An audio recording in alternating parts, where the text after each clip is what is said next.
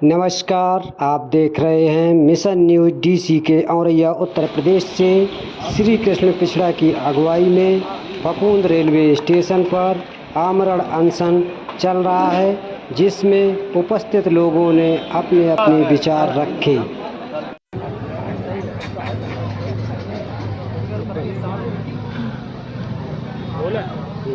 माननीय श्री कृष्ण पिछड़ा जी मौन आमरण अनशन पर हैं। उनका वक्तव्य है लिखित रूप में। रेलवे प्रशासन बेलगाम है। सन 2004 से लेकर 2006 से मांगे चले आ रहे हैं। जब तक मांगे पूरी नहीं होंगी अनशन जारी रहेगा। जैसा कि आप लोग यहाँ पर धरना प्रदर्शन में सहयोग कर रहे हैं, तो इस धरने की क्या मांगे हैं और कब तक धरना चलेगा, इसके बारे में लोगों को बताइए। मेरा नाम डॉक्टर अभिनंदन त्रिपाठी है और ये धरना कई बार हो चुका है यहाँ रेलवे परिसर पे। और इस धरने की मांगे जो ज़रूरत की ट्रेनें हैं, कालका है, पैसेंजर है और भी कई ट्रेनें हैं, जोधपुर हावड़ा वगैरह, ये बहुत ही ज़रूरी ट्रेनें हैं। और कानपुर से आगरा के बीच में सबसे अधिक राजस्व होने के बावजूद भी यहाँ पे सुख सुविधाओं की बहुत ही कमी है। ये A+ श्रेणी का स्टेशन इसमें है, इसमें राजस्व को देखते हुए, और इसके बावजूद भी यहाँ सुविधाओं की बहुत ही कमी है। जो ट्रेनें यहाँ ज़रूरी रुकने चाहिए थी, लोगों को यहाँ से परेशान होकर इटावा और कानपुर जैसी जगहों से ट्रेनों का लेना पड़ता है, यहाँ परेशान होना पड़ता है। और ये 5 जिलों के बीच में एकमात्र ये स्टेशन है फफूंद, जो 5 जिलों से जुड़ा हुआ है। यहाँ 5 जिलों की जनता इस स्टेशन से ट्रेनों का सुविधा का लाभ उठाती है और इसके लिए ये मांगे बहुत ही ज़रूरी है। और ये धरना तब तक चलेगा जब तक ये मांगे पूरी नहीं की जाती हैं। अगर मांगे पूरी नहीं हो पा रही हैं, तब उसके बाद आप क्या करेंगे? अभी ये कदम उठाया है आमरण अनशन का श्री कृष्ण पिछड़ा जी ने, और आगे देखते हैं, रणनीति तय करेंगे सभी लोग बैठ के। अगला कदम बाजार बंदी होगी और भी जो भी ज़रूरी कदम होंगे प्रशासन से मांग के, वो ज़रूरी कदम उठाए जाएंगे। चलिए, बहुत बहुत। मैं अमन कुमार यादव और पुरानी पेंशन के अभियान के लिए जो चल रहा है उसके जिलाध्यक्ष हटेवा। मैं ये जो चल रहा है रेलवे का आंदोलन, जैसा कि आप लोग देखते होंगे कि हम आज 2-4 साल पहले इस रेलवे पर जब हम लोग आते थे तो मुझे हर प्रकार की ट्रेन मिल जाती है। हमें कहीं जाना पड़ता था तो हम जा सकते थे। लेकिन आज जो दिव्यापुर से, मुझे लगता है कि दिल्ली और अन्य शहरों के लिए कोई बस नहीं हुआ करती थी। आज एक दिन के लिए कम से कम 7-7 बसें लाइन में लगती हैं। क्यों? क्योंकि यहाँ जो रेल ट्रेनों का ठहराव कम कर दिया गया है। तो मैं चाहूँगा सरकार से कि जो हमारी लगातार जो ट्रेनें चल रही थी उनको सुचारू रूप से चलाया जाए। नहीं तो आज हमारे बड़े भाई श्री कृष्ण जी बैठे हैं आमरण अनशन पर, और ये काफिला उनके अकेले का नहीं है। मैं वादा करता हूं कि यहाँ पे हज़ारों की संख्या में लोग आमरण अनशन पर बैठेंगे। मैं शासन और सत्ता से दोनों से कहना चाहूँगा कि इस रेल के बहाली का तत्काल मांगे रखी। ये व्यक्तिगत मांगे नहीं, ये तो सभी आम जन से जुड़ी हुई मांगे हैं। तो हम तो ये चाहते थे कि अपने जैसे अछलदा स्टेशन है, अछलदा वाले भी वहाँ आंदोलन शुरू करें अपने स्टेशन पर। और हम लोगों ने ऐसा निश्चय किया, आज हमारी बैठक होने वाली है रात में, तो उसमें तय होगा। लेकिन एक बात तय है कि आपके समर्थन में क्रमिक अनशन हम लोग शुरू करने जा रहे हैं कंचौसी स्टेशन पे, क्योंकि कुछ प्रक्रियाएं पूरी करनी होती हैं। इसलिए पहले ज्ञापन यापन देंगे, उसके बाद आंदोलन का शुरुआत हो। मेरा नाम हाजी मसीद कादरी। आज चौथा दिन है। श्री कृष्ण पिछड़ा जी नगर की समस्या के लिए जो है यहाँ पर सबका समर्थन प्राप्त होते हुए बैठे हुए हैं और अपनी मांग कर रहे हैं। मैं जल्द रेलवे प्रशासन से यही अपील करूँगा कि श्री कृष्ण पिछड़ा जी की बहुत जायज़ और नगर की समस्या है, इसको जल्द से जल्द निस्तार करवाया जाए। नहीं तो नगर की जनता इसका एक बहुत बड़ा रूप आपके सामने नगर की जनता का आएगा, जिससे प्रशासन को बहुत दिक्कत होगी। मैं और नगर की जनता नहीं चाहती है कि प्रशासन को किसी तरीके से कोई दिक्कत हो, तकलीफ हो। श्री कृष्ण पिछड़ा जी समाज सेवी कई आंदोलन करते चले आ रहे हैं, इसलिए प्रशासन से अपील यही है कि उनकी मांग जायज़ है और उनकी मांग को देखते हुए, नगर की जनता को देखते हुए उसको पूर्ण से पूर्ण निदान करें। मैं यही आपसे अपील करना चाहता हूँ। तिवारी पूर्व प्रधान, मैं हरिओम तिवारी पूर्व प्रधान ग्राम पंचायत मुड़ैना रामदत्त का निवासी हूँ और आज श्री कृष्ण पिछड़ा के नेतृत्व में जो आंदोलन खड़ा हुआ है उसके समर्थन में बहुत से लोग आए हुए हैं।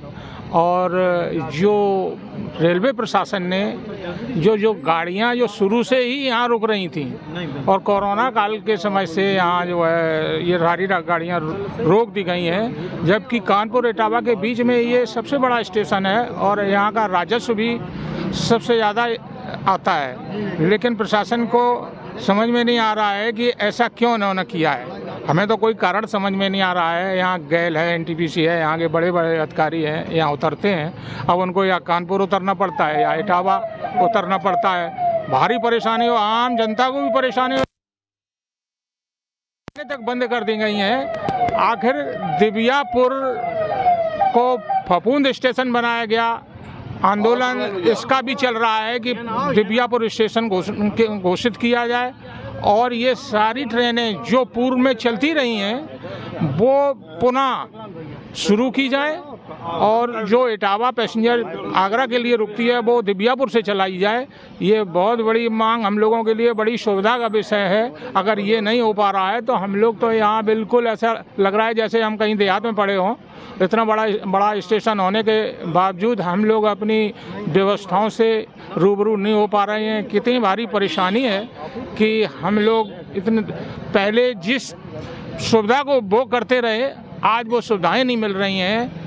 ऐसी क्या बात हो गई है? क्यों नाराज है रेलवे प्रशासन हमारे फफूंद स्टेशन से, दिव्यापुर वालों से, क्षेत्र के लोगों से?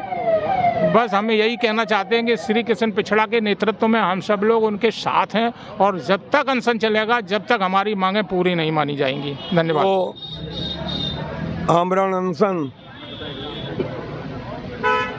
जो रेलें बंद की गई उनको पुनः चालू करने के लिए किया जा रहा है। ये बहुत ही हमारे जो श्री कृष्ण पिछड़ा जी ने इसकी अगुवाई की है, बहुत ही स्वागत योग्य है और वंदनीय है। इस दिव्यापुर स्टेशन के लिए फफूंद, जिसको फफूंद स्टेशन के नाम से जाना जाता है, कानपुर और इटावा ज़िले के बीच में इटावा से भी ज़्यादा आमदनी देने वाला स्टेशन, परंतु फिर भी इस स्टेशन, इस नगर के साथ, इस ज़िले के साथ नाइंसाफ़ी की जा रही है, नाइंसाफ़ी की जा रही है, जिससे यहाँ का क्षेत्र की आम जनता बहुत ही परेशान है। इटावा यहाँ इस फफूंद स्टेशन के लिए इसका एरिया क्षेत्र कन्नौज से लेकर जालौन तक है और यहाँ पर जालौन तक ट्रायल के तौर पर रोकी गई तो उसका ट्रायल भी सफल हुआ। हम तो हमेशा एक बात ये, जैसे ये रिवर्स शताब्दी की बात आई, इटावा में जो शताब्दियाँ रुकती हैं उनका भी वहाँ जो टिकट बिक्री होती है वो दिव्यापुर के ही प्लांटों के कारण होती है, आम जनता के कारण होती है। वहाँ का तो हर नेता जो भी है इटावा के आसपास का, वो फ्री में चलने के लिए उनके लिए रोकी जाती है, परंतु जो दिव्यापुर की मांग है उस पर कोई किसी प्रकार का आज तक ध्यान नहीं दिया गया। दिव्यापुर वो स्टेशन है, वो नगर है जिसमें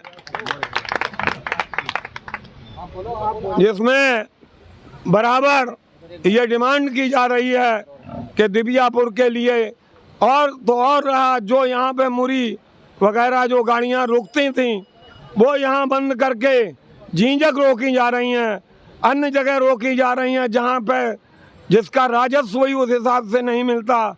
परंतु न मालूम यहाँ की क्या कमजोरी है या हमारा कोई नेतृत्व ऐसा नहीं है जिसके वजह से हमको यहाँ पे ये सुविधाएं प्रदान की जाएं।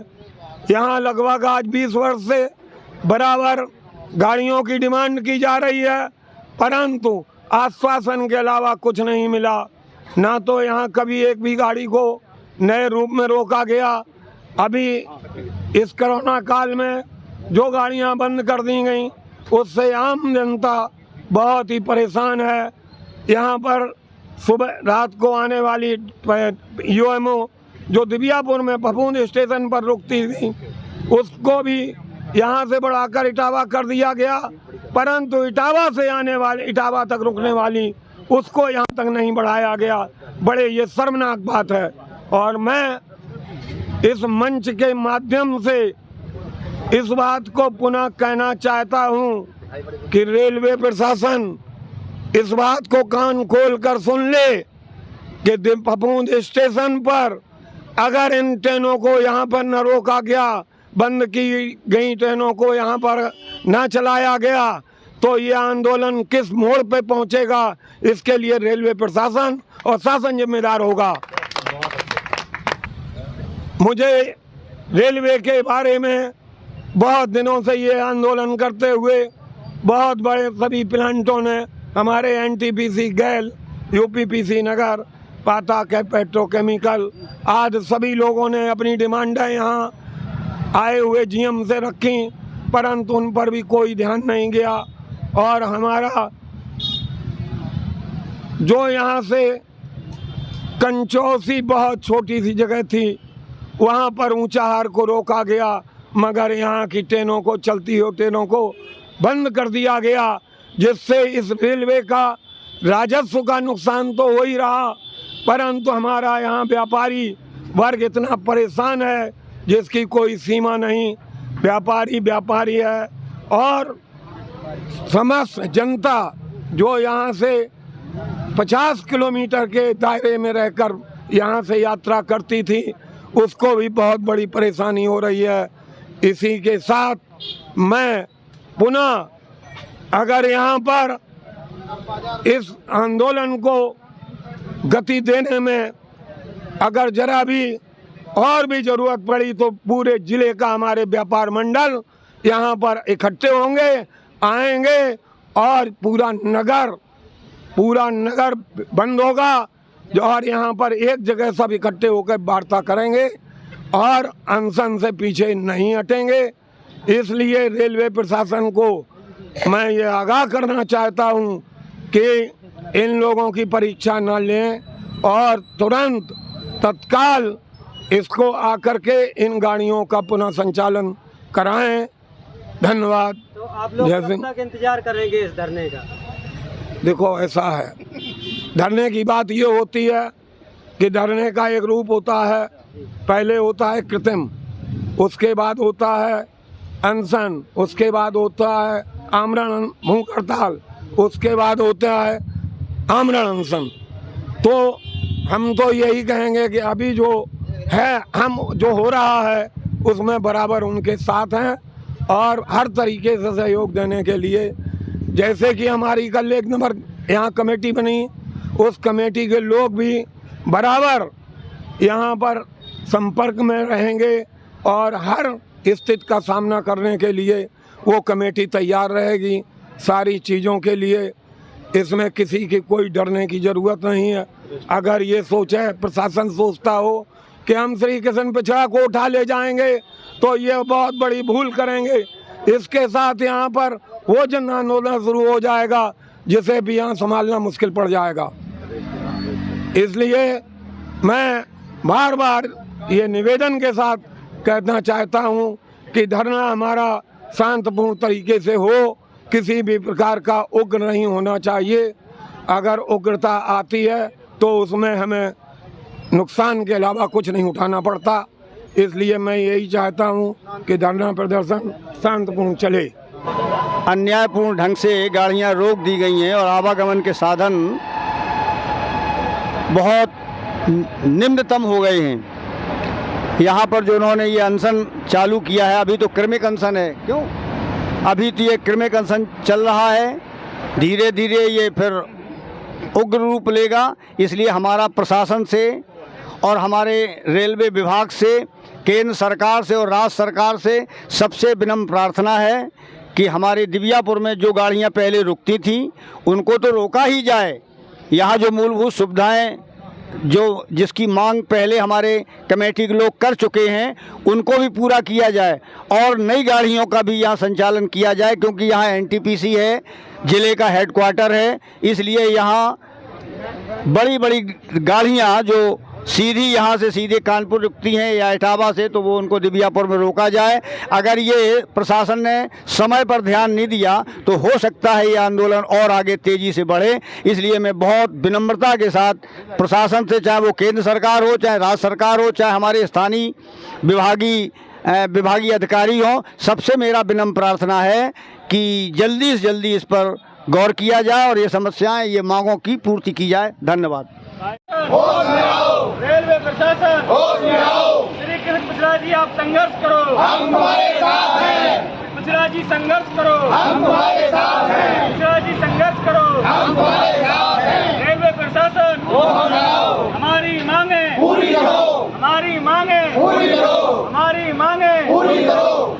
अभी तो ये अंगड़ाई है, आगे और लड़ाई है। अभी तो ये अंगड़ाई है, आगे और लड़ाई है। अभी तो ये अंगड़ाई है, आगे और लड़ाई है। भारत माता की जय, भारत माता की जय।